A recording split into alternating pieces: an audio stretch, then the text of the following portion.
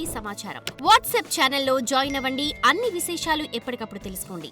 అందరికీ విశ్వావసునామ ఉగాది శుభాశిస్సులు. అప్పుడే ఒక సంవత్సరం గడిచిపోయింది, మళ్ళీ ఉగాది వచ్చేసింది అంటే కాలం ఎంత వేగంగా తిరుగుతుందో మనం గమనించాలి కదా. అంటే మనం ఎంత వేగంగా పుణ్యకర్మలు చేయాలో మనం గ్రహించాలి. కాలానికి శుభాశుభాలు పట్టవు, లాభ నష్టాలు పట్టవు. ఎప్పుడూ సమయోగాన్ని కలిగి ఉంటుంది. అలాగే మనం కూడా కాలపురుషుడిలాగా సమబుద్ధి కలిగి ఉండాలి. లాభ నష్టాల విషయంలో ఏ కోరిక లేకుండా ఉండాలి. ఫలాన్ని భగవంతుడికి అర్పించాలి. అప్పుడు ఎలాంటి ఇబ్బందులు ఉండవు, మనస్సు నిశ్చితంగా ఉంటుంది. కాలపురుషుడు అంటే మహావిష్ణువే. ఆ మహావిష్ణువుకు సంవత్సర అని పేరు. ఈ క్రొత్త సంవత్సర పురుషుడి పేరు విశ్వావసువు. అంటే మంచి గుణాలు గ్రహించేవాడు అని ఆ పేరుకు అర్థం. అంచేత మహావిష్ణువు అనుగ్రహంతో అందరికీ మంచి సద్బుద్ధి కలుగుగాక, మంచి గుణాలు లభించుగాక. విష్ణు అంటే యుగాదికృత్, యుగాలను ఆరంభించేవాడు కనుక ఈ ఉగాది రోజునే విశ్వం సృష్టించబడి కాలచక్రం తిరగటం మొదలైంది. కనుక భగవంతుడు ఈ రోజున జగతికి కావలసిన పదార్థాలన్నీ ప్రసాదించి లోకాన్ని పుష్టివంతం చేస్తాడు. అందుచేత ఆ పదార్థాలను ప్రజలు ఎలా ఎంతవరకు వినియోగించుకోవాలి, ఎప్పుడు వినియోగించుకుంటే ఉపయోగకరం కలుగుతుంది అనే విషయాలను పండితుల ద్వారా తెలుసుకొని లబ్ధి పొందాలి. అలా విచక్షణతో తెలుసుకున్న పురుషుడికి ఈ సంవత్సరం అంతా కూడా లాభదాయకంగా ఉంటుంది. అతడు కష్టాలు పొందడు, నష్టాలు పొందడు. ఇలా కాలచక్రాన్ని నడిపిస్తున్నాడు కనుక మహావిష్ణువును వేదాలు యుగాదికృత్ అన్నాయి. ఆ మహావిష్ణువును ఈ రోజున అందరూ కాలపురుషుడిగా పూజించాలి. యుగాది అనే పదమే మార్పు చెంది ఉగాది అయింది. దీనినే సంవత్సరాది అని కూడా పిలుస్తారు. ఒకసారి బ్రహ్మదేవుడు వేదాల సహాయంతో సృష్టి చేస్తుంటే సోముకుడు అనే అసురుడు వేదాలనంతా దొంగలించాడు. అప్పుడు శ్రీ మహావిష్ణువు మత్స్యావతారాన్ని ధరించి వాడిని వధించి వేదాలను తిరిగి బ్రహ్మదేవుడికి ఇదే సంవత్సరాది రోజునిచ్చాడు. అంచేత ఈరోజు ఉగాది అయింది అని పురాణాలు చెప్పాయి. వేదాలు లభించినందుకు బ్రహ్మదేవుడు చాలా సంతోషించి ఈ రోజున మహావిష్ణువును కాలపురుషుడిగా ఆరాధించాడు. ఈ రోజు నుంచే కాలాన్ని లెక్కించడం మొదలుపెట్టాడు. అందుచేత ఇది కాలపురుషుడి పండుగ అయింది. ఈ రోజున బ్రహ్మదేవుడు పంచాంగం ద్వారా ఈ సంవత్సరంలో ఇలా నడుచుకోవాలి అని భగవంతుడి నిర్ణయాన్ని చెబుతాడు. ఆ లెక్క ప్రకారంగా నడుచుకుంటే ప్రజలందరికీ మేలు జరుగుతుంది. మానవ జీవితం లెక్క ప్రకారమే సాగుతుంది. ఎలాగంటే బాల్యము, యవ్వనము, కౌమారము, వృద్ధాప్యము అనే దశలతో ఒక క్రమ పద్ధతిలో సాగుతోంది. అలాగే న్యాయంగా ధనాన్ని ఎలా సంపాదించాలి, సంపాదించిన దాన్ని ఎలా పొదుపు చేయాలి, ఎలా ఖర్చు పెట్టాలి, ఎలాంటి వాటికి ఖర్చు పెట్టాలి అనే ధన విషయంలో కూడా లెక్కాచారాన్ని పాటించాలి. అప్పుడు మనిషికి ఆదాయం, రాబడి, ఖర్చుల వల్ల ఎలాంటి ఇబ్బందులు కలగవు. ఇలా ఒక లెక్క అనేది లేకపోతే ఎంత వస్తుందో ఎంత పోతుందో తెలియదు. సరిగ్గా అవసరమైన సమయంలో ధనం చేతిలో ఉండదు. అలాగే ఈ లెక్క విద్యలోనూ ఇతర రంగాలలో సాధన చేస్తున్న వారికి కూడా ఉపయోగిస్తుంది. అంచేత ఈ ఉగాది పిల్లల నుంచి పెద్దల వరకు ఒక పద్ధతి ప్రకారంగా నడుచుకోవటానికి ఎంతగానో ఉపకరిస్తుంది. అంచేత ప్రతి ఒక్కరూ ఈ ఉగాది నాడు ఆచరించవలసిన విధులను భక్తి శ్రద్ధతో ఆచరించాలి. ఈ రోజున రైతు సోదరులు వృషభాలు, కాడే, నాగలి, నేల, విత్తనాలు మొదలైనటు వాటిని అన్నీ కూడా సమకూర్చుకొని పొలాన్ని దున్ని పంటలు పండించటం మొదలు పెడితే అధిక లాభం వస్తుంది. ఆ తర్వాత అన్ని రంగాల వారు ఆదాయ వ్యయాలు, కందాయ ఫలాలు, మంచి యోగము, చెడు యోగాల గురించి కూడా తెలుసుకోవాలి. పంచాంగం గురించి తెలుసుకోవాలి. శ్రవణం చెయ్యాలి. పంచాంగం అంటే 5 అంగాలు కలది అని అర్థం. అవి తిథి, వారము, నక్షత్రము, యోగము, కరణము. వీటి గురించి ప్రతిరోజు ప్రతి ఒక్కరూ తెలుసుకోవాలి. తెలుసుకుంటే గొప్ప మేలు జరుగుతుంది. తిథిని తెలుసుకోవటం వల్ల సంపద లభిస్తుంది. వారం గురించి తెలుసుకోవటం వల్ల ఆయస్సు వృద్ధి చెందుతుంది. నక్షత్రాన్ని తెలుసుకోవటం వల్ల పాపం తొలుగుతుంది. యోగం గురించి తెలుసుకోవటం వల్ల వ్యాధి నయమవుతుంది. కరణం గురించి తెలుసుకోవటం వల్ల కార్యసిద్ధి కలుగుతుంది. ఈ విధంగా ప్రతిరోజు ప్రతివారు పంచాంగాన్ని వినటం వల్ల శుభం కలుగుతుంది.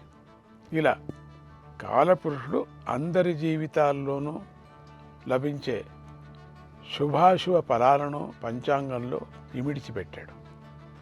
కనుక మనం పంచాంగం మీద ఆధారపడి నడుచుకోవాలి.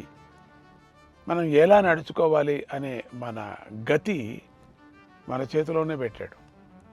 అంచేత నష్టం వచ్చింది, కష్టం వచ్చింది అంటే అందుకు దేవుణ్ణి నిందించకూడదు.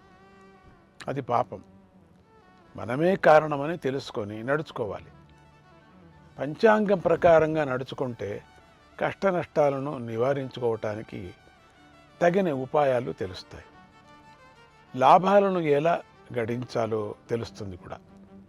వాటిని సత్కర్మలకు, దాన ధర్మాలకు ఎలా వినియోగించాలో తెలుస్తుంది. కనుక అందరూ పంచాంగ ప్రకారంగా దాన ధర్మాలు, యజ్ఞ యాగాలు, పుణ్యకార్యాలు చేయండి.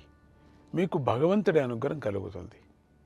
ఇలా ఈ ఉగాది రోజున భవిష్యత్తు గురించి చెప్పే పంచాంగవేత్తను పూజించిన వారు ఈ సంవత్సరం అంతా సౌఖ్యాలు పొందుతారు. పూర్వం శ్రీకృష్ణ పరమాత్మ ఉగాది గొప్పతనం గురించి ధర్మరాజుకు ఇలా చెప్పాడు. ఓ ధర్మరాజా, చైత్ర శుద్ధ పాడ్యం ఎంతో పవిత్రమైనది, పుణ్యప్రదమైంది. కనుక ఈ ఉగాది రోజున నక్షత్రము మొదలైన వాటి గురించి, అలాగే శకము, వర్షాధిపతులు, నవనాయకుల గురించి వినాలి. ఇలా విన్నవారికి అశుభాలు కూడా శుభాలుగా మారిపోతాయి అన్నాడు. కనుక పంచాంగాన్ని విని ఎన్నో జన్మల పుణ్యఫలంగా లభించిన ఈ శరీరాన్ని సార్థకం చేసుకోండి. కాలాన్ని చక్కగా వినియోగించుకోండి. గడిచిన కాలం గురించి, చేసిన తప్పు పనుల గురించి చింతించకండి. అన్నీ మరిచిపోండి. ఉత్సాహంతో క్రొత్త అడుగు వేసి మంచి చేయండి. అలాంటి మంచి మార్పే పాపాలను పోగొట్టి పుణ్యాన్ని కలిగిస్తుంది. ఈ ఉగాది నాడు తలంటి స్నానం చేయండి. కొత్త బట్టలు కట్టుకోండి. ఇష్టదేవతలందరినీ తలుచుకోండి. పెద్దల ఆశీర్వచనాలు పొందండి.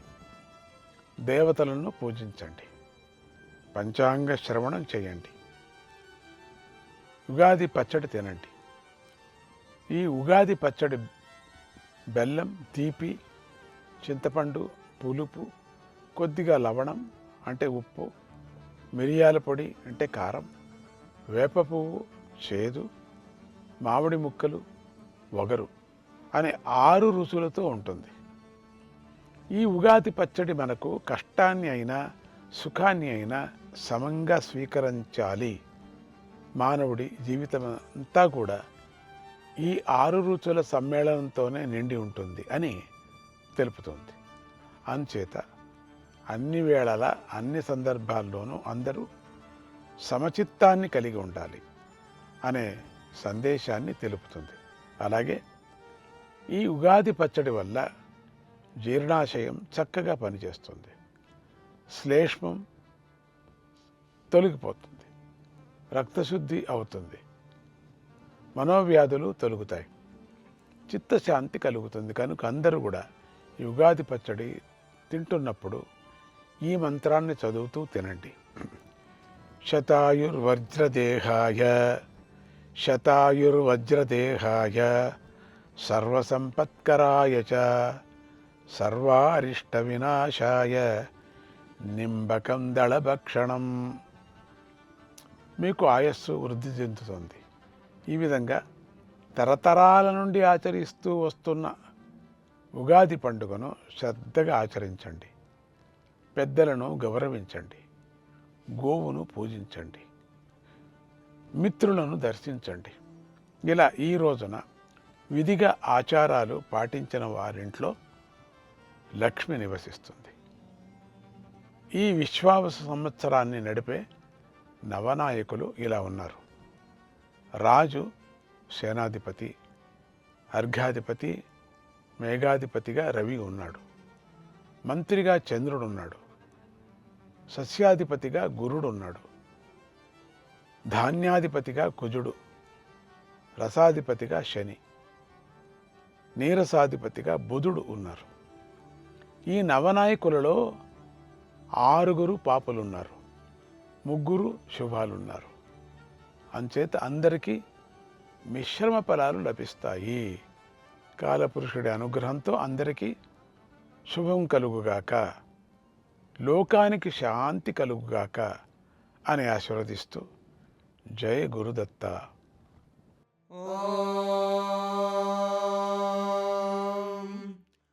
ऋतञ्च सत्यञ्चाभीद्धात्तपसोऽध्याजायत ततो रात्र्याजायत ततः समुद्रो अर्णवः समुद्रादर्णवादधी संवत्सरो आजायत अहोरात्राणि विदधद्विश्वस्य मिषतो वशी सूर्याचन्द्रमसौ धाता याथा पूर्वमाकल्पयत् दिवं च पृथिवीं चान्तरिक्षमथो स्वाहा हरिः ओम् ॐ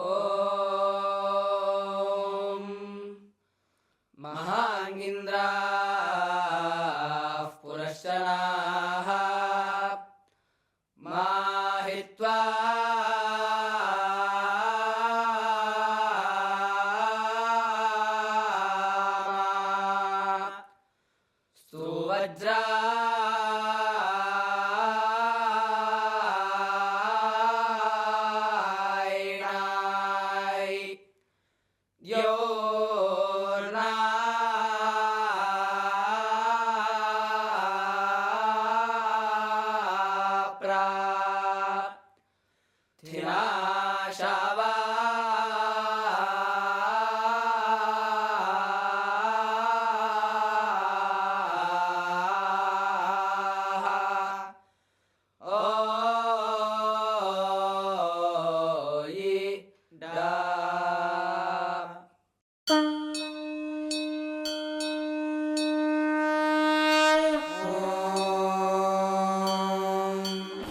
ऋतञ्च सत्यञ्चाभीद्धात्तपसोऽध्याजायत ततो रात्र्याजायत ततः समुद्रो अर्णवः रुद्रादन्नवादधी संवत्सरो आजायत अहोरात्राणि विदधद्विश्वस्य मिषतो वशी सूर्याचन्द्रमसौ धाता याथा पूर्वमाकल्पयत् दिवं च पृथिवीं चान्तरिक्षमथो स्वाहा